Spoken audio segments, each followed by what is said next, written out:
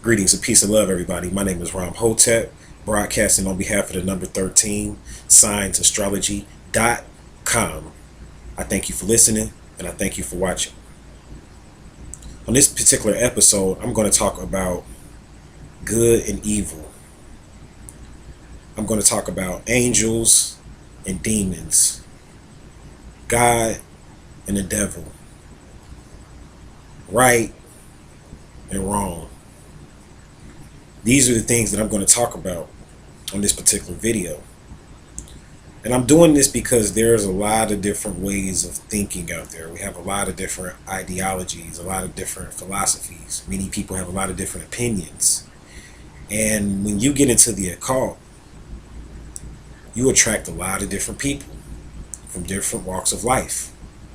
And this is because no matter what religion you are a part of, no matter what school of thought you are a part of, it all comes from the occult. It all comes from the occult.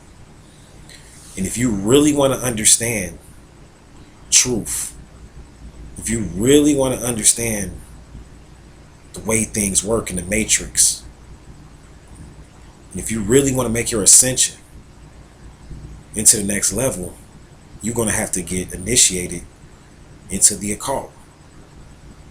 No matter if it's a self-initiation or if you get initiated up under some type of a group, it doesn't matter. Your third eye is going to have to become open to the world of the occult. What is the occult? This is something that you must understand if you really want to understand God and the devil, good and evil, right and wrong. See, it all comes from the occult. It all goes back to the occult. And what is the occult? See, the occult is the study of the unseen and how the unseen has a direct relationship to the seen.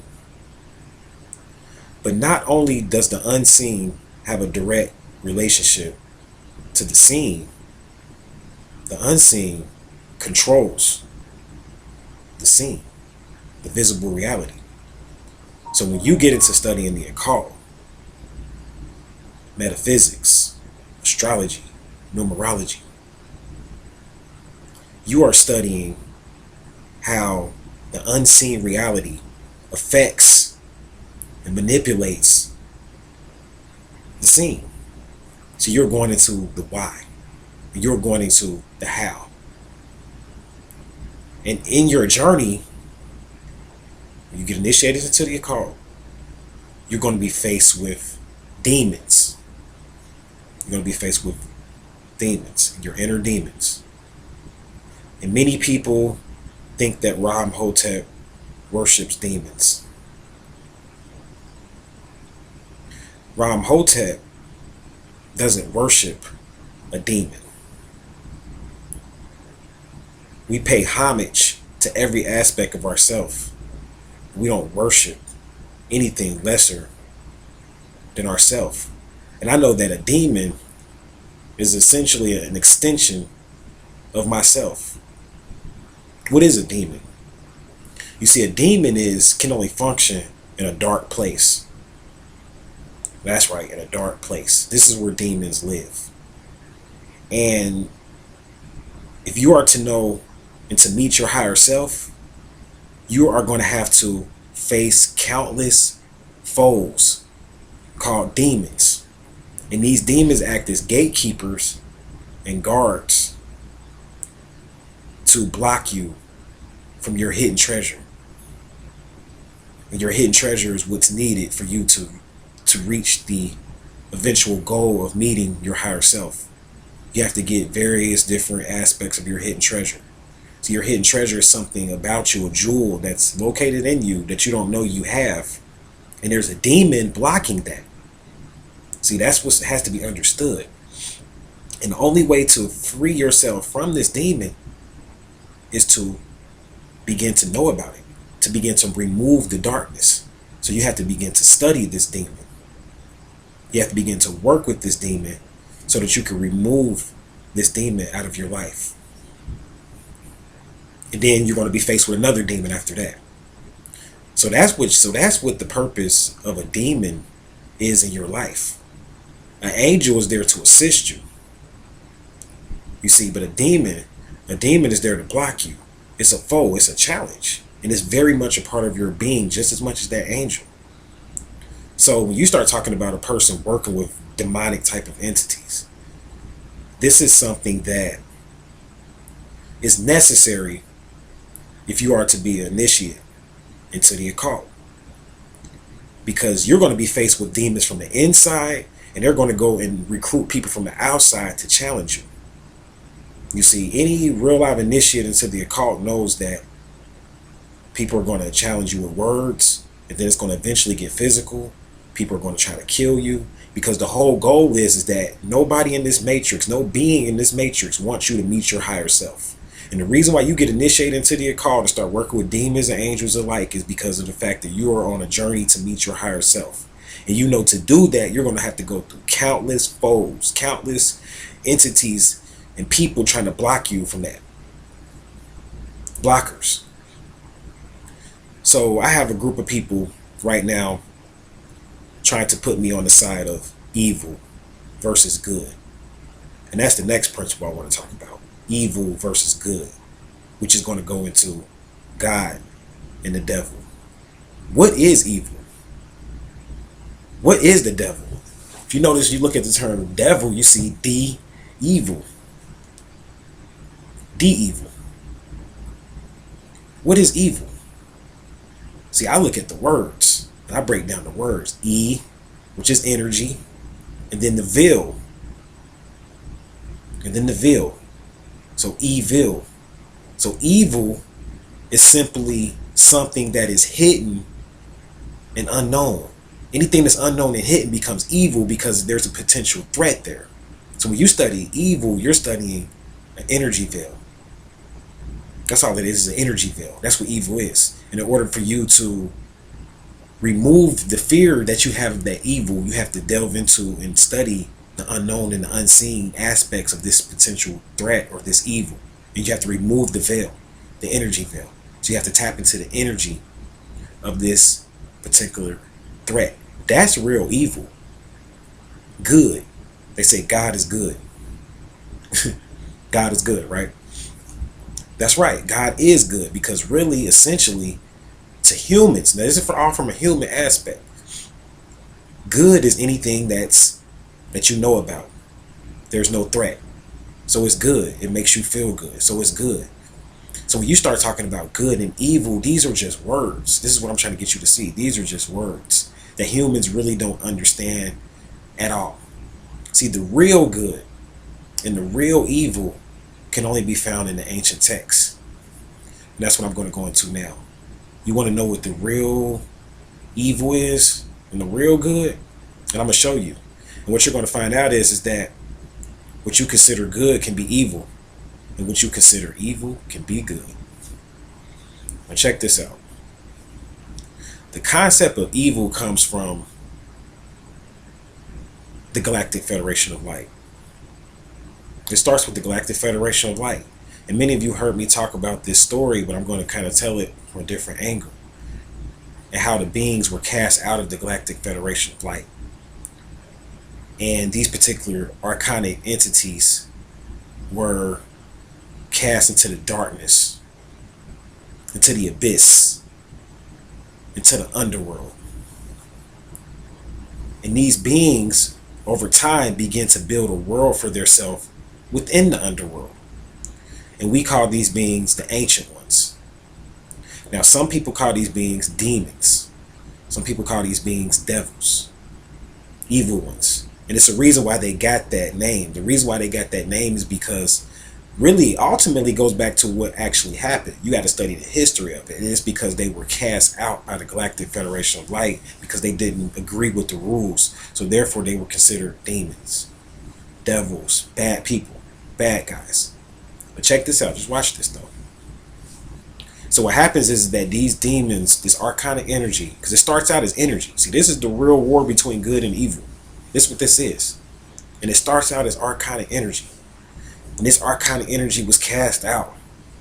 And this energy eventually over time began to manifest and begin to grow life on its own. It began to create a world on its own.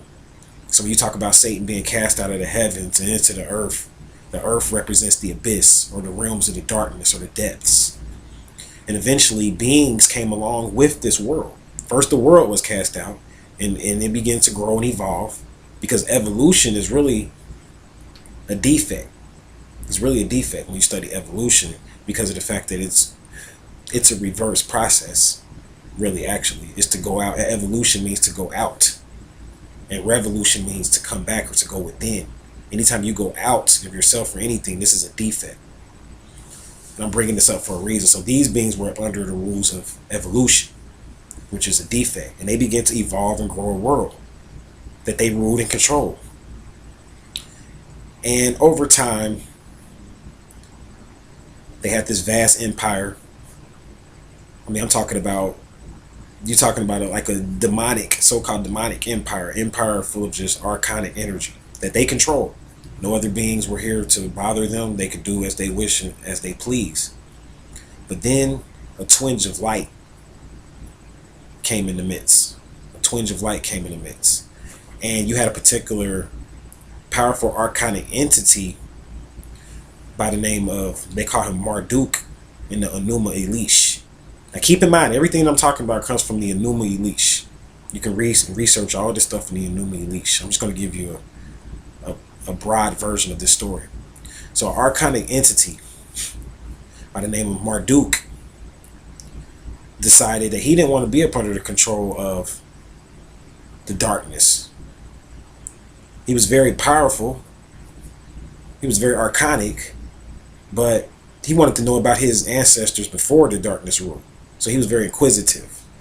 So Marduk, he went back and decided and took it upon himself to find out about the Galactic Federation of Light. And in that, he decided to join back on with the Galactic Federation of Light. When he did that, he became a recruit by the Galactic Federation of Light, and his job was to destroy and subdue those particular dark lords that were in control of the abyss, of the underworld. Because what happened was that at first they were off on their own, doing their own thing, and it was cool, right? Like the beings of the underworld, they were doing their own thing. They were building, they were progressing, but it began to grow. The evolution grew so much that it began to start to affect the beings of the Galactic Federation of Light now, because they're populating so much to the point where they're starting to affect the so-called light beings and the positive beings, and that was a problem for them. So the Galactic Federation of Light needed a recruit, or someone that could subdue the power of the Dark Lords, or these archonic entities. Some of them were reptilians. You got to keep this in mind too. Some of them are insectilians. Some of them are mammals. So when I talk about how they look, it's not really about how they look. It's their nature was of a dark archonic nature, and they took on bodies. So you got to remember, the beings of the Galactic Federation of Light are light beings, meaning that they can take on a body for as long as they please, and then they leave that body, or they can appear in a holographic reality, speak to you, and then they'll go back to their reality, because their reality is different. Whereas these beings took on bodies. They took on bodies. So there was a particular being by the name of Mumu Tiamat, and this is the mother. This is our mother, actually. Mumu Tiamat, the head of the archonic entities, and her masculine counterpart, which was Apsu. Some people call Apsu Leviathan. He has many different names, but Apsu and Mumu Tiamat decided, or they were the rulers of the underworld, and Marduk decided that he was going to go to war with them. He was going to go to war with Tiamat. He was going to subdue Tiamat. And that's what he decided to do, because he knew that if the nature, this archonic nature, was allowed to keep going, it was going to consume the whole universe, because it's the whole nature of the archonic energy is based on consumption. You heard me, many of you heard me talk about that. It's based on destruction. This is how archonic energy is to live and exist. It's based upon destruction and cataclysmic events. And in a controlled environment, you can have as many cataclysmic events as you want. But what happens is that what happened with Marduk started to notice when he was doing his research is that the consumption was going too far. The evil was spreading. So this is where you get evil from. So Marduk decided that he wanted to be on the side of the light, which was considered the side of good, which was where God, your concept of God, came from. So Marduk became the first God. But you have to remember, Marduk still had the nature of those particular arcanic entities that lived in him. He still had that nature. He still had that dark arcanic nature, but then he started to study with the Galactic Federation of Light and began to get wisdom and light. And he decided he looked back on his nature and he kind of began to look down on his nature. So Marduk had both natures. He had a nature of light and he had a nature of dark. And this is where you get the concept of good and evil from, because eventually Marduk becomes a god. Why? Because he slew Tiamat. He figured out a way to control the energy of Tiamat, to control this dark energy. And this is what God really truly is a being that is composed of this nature, but they learn how to override this nature, override their DNA, so that they become a higher being. So though they're composed of the dark arcanic energy and the dark energy, but they also understand the ways of the light. So Marduk, he was a light worker as well as a dark worker. This is really when you understand the concept of, he was the head magician. Marduk was the concept of Tahuti.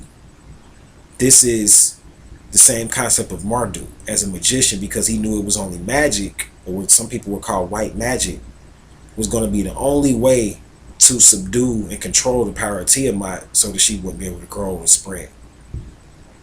And the arcanic entities do not like that. So Marduk was able at that time to subdue Tiamat and to defeat Tiamat. Now Tiamat, understanding that and understanding what was really going on, Tiamat represents the Kundalini energy, the serpent energy that controls this planet. In the Eastern philosophies, they call it the Tao. And you have to learn something called feng shui to control this arcanic serpent type of energy. And this energy is very sexual in nature. It's a sexual type of force. And this is what Marduk began to realize. So he was able to, for a time, was able to slay Tiamat. But really there's no slaying Tiamat. He was only able to really contain the energies of Tiamat, to contain her energy based upon a system of feng shui. And the Chinese know of this. See, the Chinese know of this today, and this is what feng shui really is. Feng shui is really the taming of the energies of Tiamat, so that it won't subdue and destroy this whole planet. So that's your real evil. Like when you talk about evil, that's really what real evil is dark, etheric, arcanic energy. And good would be considered light energy, illuminating energy. Good is represented by the known, the truth, the things you know. That's considered good. Evil is the unknown, the unseen, the potential threat that you don't see. That's considered evil. So that's where the whole concept of it comes from. It goes back to the light and the dark. And the only way for you to meet your higher self is you're going to have to face your demons. And what I mean by face them is not like face them, oh, I'm going to knock you out, I'm going to beat your ass. Some demons don't. It's not about being cocky, because like, you know, like a lot of males and females are like we want to bring a certain attitude. Like when we think about demons, we still have a religious type of way of thinking about it. And we think about it like this is our foe, in a sense of it's going to be some type of a way you're going to fight them using your strength. And a lot of demons, you can't fight them that way. Most demons they play on the mind, and they're tricky. So the only way to really subdue a demon is to study its nature and to know everything about it and to gain and extract knowledge. So Ram-Hotep's not a devil worshiper. Ram-Hotep's not a demon worshiper. I simply got initiated. I did a self-initiation as well as a group initiation into the occult. And I took it upon myself to meet my demons, as well as my angels and the beings of light. Because it's only when you meet your demons and your angels and you go through them that you can make it back to your higher self. And that's the goal. That's the goal, to make it back to your higher self.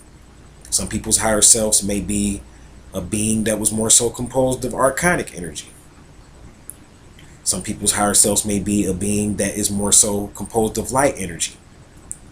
And this is when you get into the concept of good can be evil and evil can be good. Because at the end of the day, we all have a different higher self. So your higher self is your zero time reference, where you started at in this universe. Were you part of the archonic order, or were you part of the Galactic Federation of Light? That's up to you to decide. And when you start talking about God, God can be either one. God can be either one. Good can be evil, either one. It depends on your path. It's what's good for you. It's what's evil for you.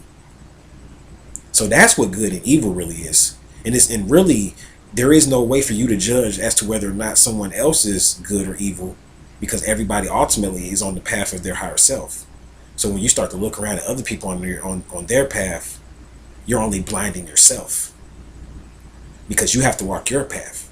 You have to find your truth. And if your higher self is of an archonic entity, then of course beings of light are going to become your natural enemies. This is because we're in a polarity consciousness right now. So we have good and bad, friend and foe. And this is all a part of the mysteries. This is all a part of the game. This is all a part of the matrix that they put us up under, because until we graduate from this and meet our demons, you will be stuck here forever in the cycles of reincarnation. You must face your demons. Let me give you an example. See, a demon is something that, like I said, is blocking you from your hidden treasure. And you may have a fear that, say for instance, if you start to gamble, and if you get into gambling and start investing money into it, you're going to get addicted to it. And you're going to like it. And that may be a fear of yours. So you say, I'm staying away from gambling. I'm not going to do that. Because I know if I get into that, I'm going to like it. I'm going to get obsessed with it. And the best thing to do when you're like that is just to stay away from it. See, that's what they want you to think. That's what the demon wants you to think. And as long as you stay away from it, the demon is blocking your hidden treasure. When you research the term demon, you'll see that it means hidden treasure. That's what the term demon really means. It means hidden treasure. So the demon is blocking your hidden treasure. So you never gamble and you never find your hidden treasure. And it's not the money. See, that's not what I'm talking about. That's not the hidden treasure aspect that I'm talking about. Not the money that you were going to win. That's not the hidden treasure aspect. The hidden treasure aspect is the fact that you face that part of yourself and you've shed light on that part of yourself. And in that is enlightenment. And in that is treasure. And in that is achievement, because now you know what you're capable of, for good or for bad, based upon that. Versus you not doing it and running from it and it eating you up and eating you alive, and then you wonder why you have to come back when you die. I know you're like, well, that's a horrible example. Why are you going to come back just because you didn't gamble? It depends on the energy. Remember, I started out saying if you study the occult, you're studying energy. So it depends on how much desire you really had to get that aspect out of you. See, you wanted to gamble. It was something in that your soul needed, for good or for bad. And this is why when we study the occult, we can't judge other people. There is no good or bad. There's just experience in the occult. So that was something that you needed. And you have to live with your decisions that you make, of course. At the end of the day, you're going to get good from being a gambler, and there's going to be some bad. You might win some money, you're going to lose some money, but it's the experience that you needed, because that's something that you may have had to experience, or a path you may have had to walk to get to another path. And the only way you would have gotten to that other path, or that higher path, is by you becoming a gambler. It's just like a drug addict. The only way a drug addict would have found what he considers God is for him to get strung out on that and to get to his lowest point. And then he found God. It took him to get to his lowest point, or her to get to her lowest point, to find God. This is what I mean by meeting your demons. So you are to face your demons. You are to face your fears, your likes, because your likes can be your demons. You are to face your likes. And in that, with the experiences you get from that, you judge them as good, or you judge them as evil. And when you master your higher self, you become God, or the devil. Because some people say the devil is God. It depends on your path. What might be considered the devil for some is God. And what might be considered the God for some is the devil. But ultimately, you're the magician. You're the judge. So let no one sway you. Take your initiation and you walk it. And you walk. And the reason why you're on this path is to meet your higher self. And you know you got to go through countless foes. But that's how the game goes here in the Matrix. And it is a game. So I thank you guys for listening. I thank you guys for watching. And until we meet again, I'll leave you in peace.